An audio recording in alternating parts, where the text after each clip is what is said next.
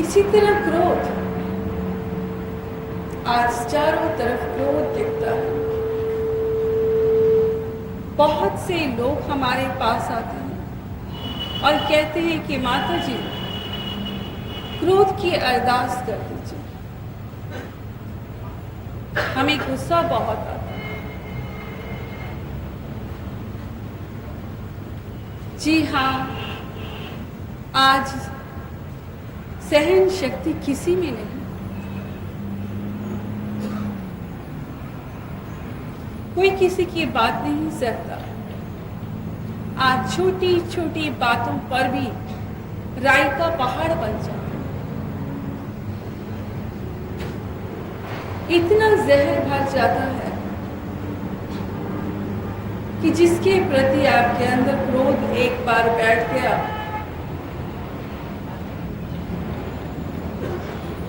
उस क्रोध को आप निकाल नहीं पाते।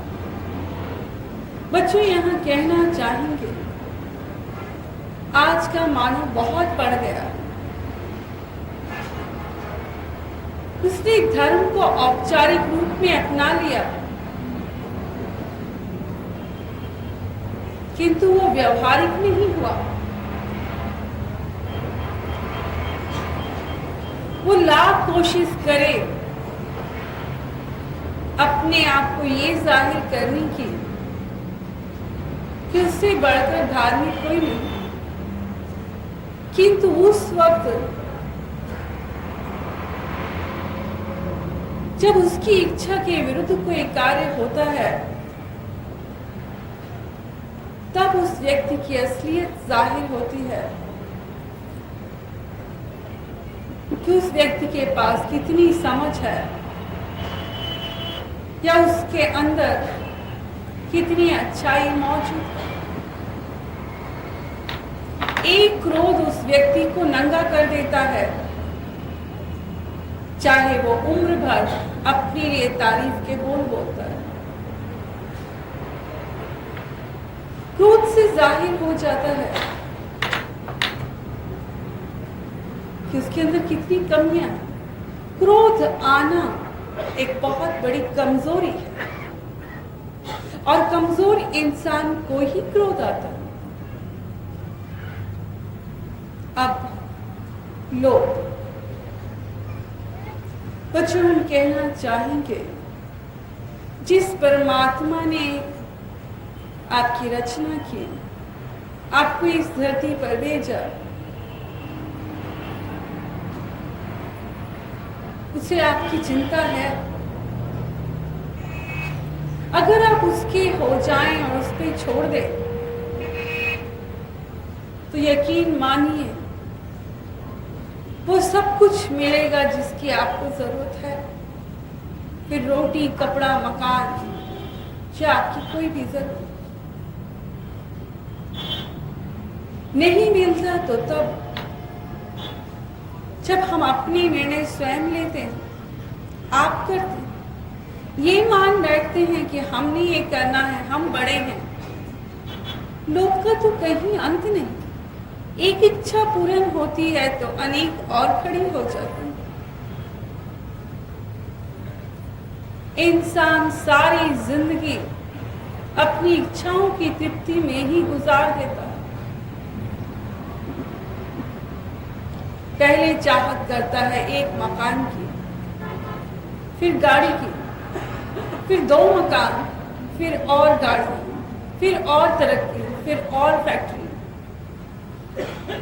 फिर खुद ही उलझ जाता है। लोभ ऐसा पागल बनाता है कि उसे जुनून छा जाता है। लोभ के नशे में वो कितने पाप कर जाता है, कितनों को रास्ते से हटा देता है। उसे ये सब नजर नहीं आता, जबकि सब कुछ यही रह जाना है।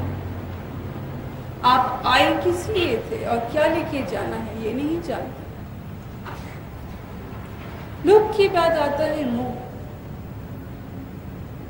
इस धरती पर जब भी पीर, पैगंबर, साधु, संत आए, उन्होंने कहा कि इस जगत को ऐसा मानिए जैसे ये सराय है, धर्मशाला। कोई व्यक्ति किसी सराय में या धर्मशाला में जाके रहे 2 दिन 4 दिन और फिर उससे छोड़ के चला जाए, उसे कोई दुख नहीं होता, क्योंकि उसे मालूम है कि वो 4 दिन यहाँ रहने आया है। ठीक ऐसे ही आपको भी जीवन यापन करना है। ये बच्चे, ये माता पिता, भाई बंधु, इन सब के साथ आपका रिश्ता है, लेकिन जितना रिश्ता है उतना निभा कीजिए, प्रेम के साथ, श्रद्धा के साथ, किंतु उनसे इतना मोह मत कीजिए कि फिर आपको रोना पड़े। आज ज्यादा से ज्यादा लोग आकर हमारे पास रोते हैं, कहते हैं माता जी आप हमें अपने पास रख लीजिए। आपके पास आते हैं तो घर जाने का मन नहीं होता, घर में पुत्र धक्का देता है। बुजुर्ग लोग कहते हैं कि हमें अपने पास रख लीजिए।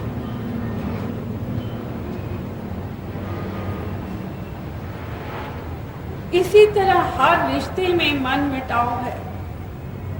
आप उन्हें पाना चाहते हैं जो आपसे दूर हो गए।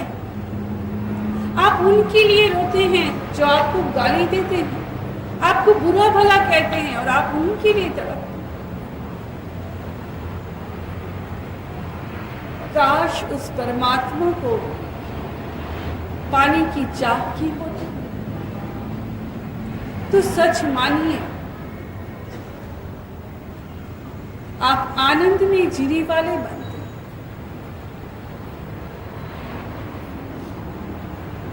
इस जगत का ऐसा मोह मत कीजिए।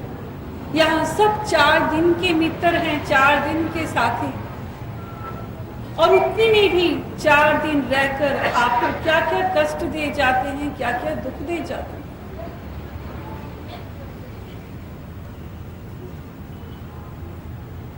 यहाँ कहना चाहेंगे अगर लोभ होता है तो मन के कारण। मन आपके अंदर ऐसे विचार पैदा करता है। क्रोध होता है वो भी मन के कारण। मन आपके अंदर ऐसे विचार पैदा करता है कि फला व्यक्ति ने आपकी इज्जत नहीं की, आपसे अच्छा व्यवहार नहीं किया, आपको गुस्सा आ जाता है, मन उकसाता है।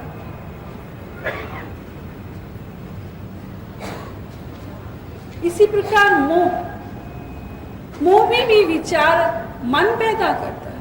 हमने अपनी औलाद के लिए क्या नहीं किया, अब हमारा बच्चा हमें क्यों नहीं पूछता। आप रह रहे कि अपने बच्चे को वो बातें याद दिलाते हैं, दुहाई देते हैं अपनी परवरिश की, उन बीते हुए पलों के, उन क्षणों की याद दिलाते हैं। मन ही मन सोच सोच के परेशान होते हैं, रोते हैं।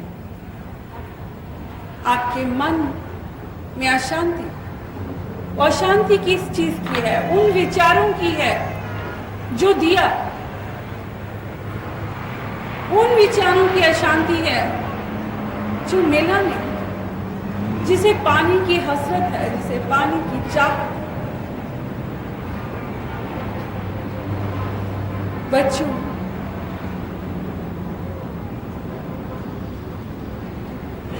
इसीलिए कहा गया कि आप जिसके अंश हैं उससे मिल जाइए। आप सब एक बूंद हैं और परमपिता परमेश्वर एक समंदर। आप उसके अंश है, आपको वहां मिलना है। इस दुनिया का मोह व्यर्थ है। जब तक इस दुनिया में जिएंगे मन भटकाएगा, मन अनेकों विचार पैदा करेगा और आप दुखी होते रहेंगे, सुखी नहीं हो सकते। अब आता है अहंकार। आज अहंकार हर व्यक्ति के अंदर दिखता है। आज हर व्यक्ति खुद को बड़ा मानता है। हमें हैरत होती है, अभिमान किस बात का और किस चीज का अभिमान आप करते हैं? इस शरीर का जो किराए का मिला है, अपने किसी गुण का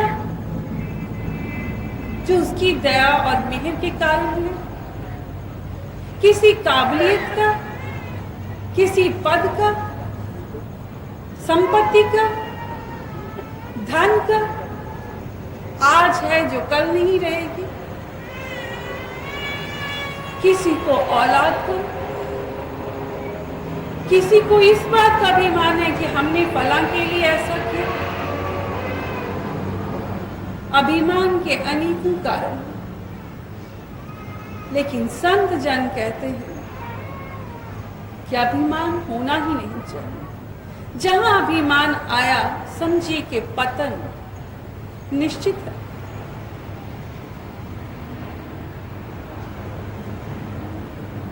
ये अभिमान आना भी मन की कमजोरी है। मन का स्वभाव स्वार्थी है और जरा सी बात पर वो अपना स्वार्थ दिखाने लगता है कि मैंने ये किया, ऐसा कोई और कर सकता है?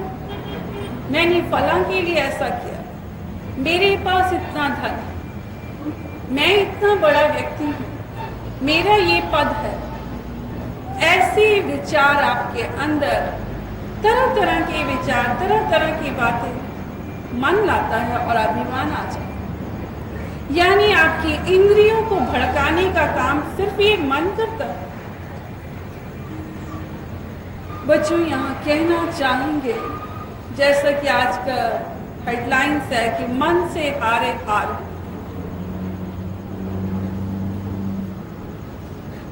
ऐसे हारे हुए व्यक्तियों की सच्चाइयां लेकर लोग हमारे पास आए। ये सच है कि हर व्यक्ति सहारे की तलाश में है, हर एक को सहारा चाहिए, मगर वो सहारा आप ईश्वर का क्यों नहीं लेते? क्यों झूठे सहारों में जीते हैं? कहानियां अनेकों हैं, हम शॉर्ट में थोड़ा थोड़ा बताएं।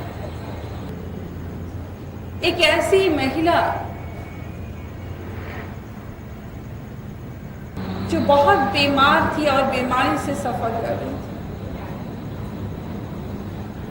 उनके पति ऑफिस से आते,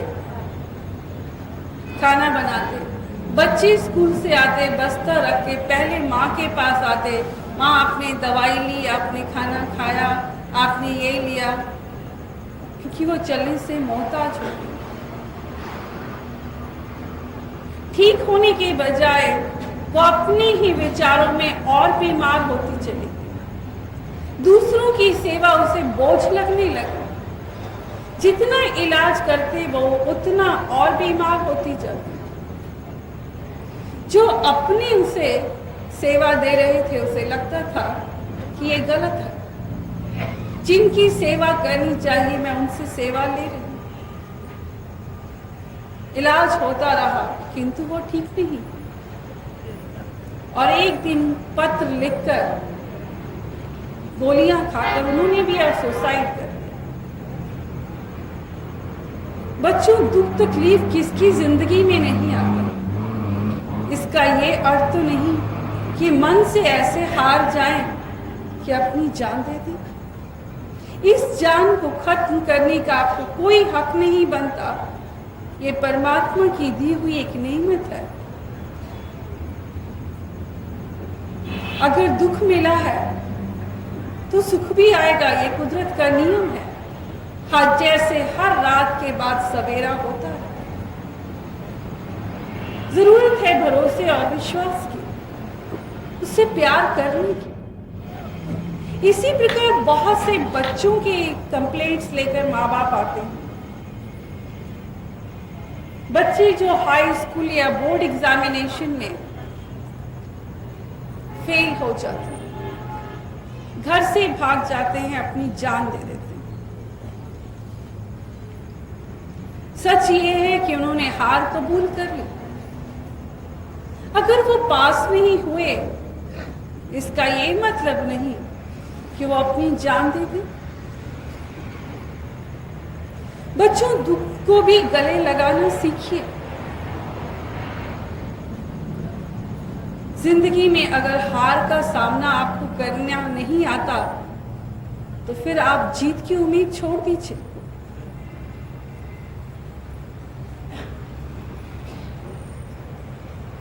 हर हार हमें कुछ ना कुछ सिखाती है। हर दुख से हमें कोई ना कोई सबक मिलता है। हर दुख एक टीचर है, एक शिक्षक है जो बहुत सी बातें समझा देता है। अगर वो बच्चे इतना जान लें कि हम किस सब्जेक्ट में कमजोर हैं, अपनी मार्कशीट देखें, अगली बार और हिम्मत करें तो यकीनन वो अच्छे नंबर से पास हो सकते हैं। बच्चों, हमारे पास ऐसे ऐसे लोग भी आए जिन्होंने बताया कि वो जिंदगी में 20-20, 25-25 साल से उनकी आर्थिक स्थिति में सुधार ही नहीं। वो हर समय अपना कारोबार बदल देते, वो जिंदगी से निराश हो चुके हैं।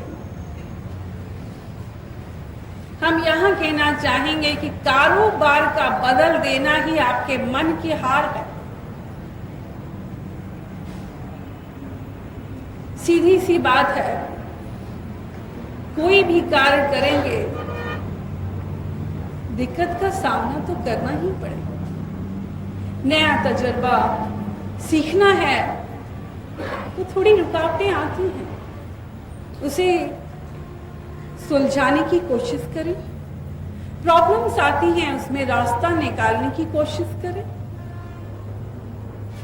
उस मालिक को याद करें अगर आपके बस में नहीं है। हमारी जिंदगी में भी प्रॉब्लम्स आई, लेकिन हर कदम पे, हर सांस में हमने उसे याद किया। हम कौन होते हैं समस्या का समाधान करने वाले? हम सिर्फ कर्म कर सकते हैं, हमारे हाथ में कर्म है। गीता में कृष्ण ने भी कहा, कर्म किए जा फल की इच्छा मत करे इंसान, जैसी कर्म करेगा वैसे फल देगा। बच्चों, सच ये है, जो लोग उस पे छोड़ के कर्म करते हैं वो कामयाबी हासिल करते हैं। परमात्मा उसी की मदद करता है जो अपनी मदद स्वयं करते हैं। अगर आप निराश होकर घर बैठ गए कि हमने तो ये कार्य किया, अब चलता नहीं, हम घर बैठ जाते हैं, फिर दूसरों से सलाह लेते हैं, बताइए कोई और धंधा करो। जब आप एक कार्य को ही करने में सक्षम नहीं हो सके, कोई हिम्मत नहीं जुटा सके, पहले में हार गए, आप कैसे उम्मीद करते हैं कि दूसरे कार्य को फिर से आप शुरू करेंगे? आप सारी जिंदगी एक ही सीढ़ी चढ़ते हैं, एक नए सब्जेक्ट की, और फिर उसे छोड़ देते हैं। कोई 2 सीढ़ियां चढ़ता है, छोड़ देता है। किसी भी कार्य को आप मुकम्मल तौर से ना सीख पाते हैं, ना जान पाते हैं, और कहते हैं कि हम जिंदगी से हार गए और टूट गए। बहुत से लोग आके कहते हैं, माता जी हमारा काम करने की इच्छा ही नहीं होती, हमने इतनी हार देखी कि हमारा मन ही नहीं करता कि हम कार्य करें। बहुत से ऐसे लोग आए जिन्होंने बिना वजह नौकरियां छोड़ दी, इसलिए कि उनके पसंद की नौकरियां। इस तरह के व्यवहार करना बच्चों हार है। परिस्थितियां आपकी मर्जी के मुताबिक नहीं होंगी, आपको परिस्थितियों के मुताबिक बनना पड़ेगा, और तभी आपकी जीत है। इस तरह अनेकों उदाहरण हैं जो खत्म नहीं होते। समय को मद्देनजर रखते हुए अब ये बताना चाहेंगे कि ये तो हमने मन के हार का एक पक्ष बताया कि इंसान इस तरह मन से हार जाता है। मन से जीते जीत हुई, वो क्या है जिसे अपनाकर संत जन जीत गए।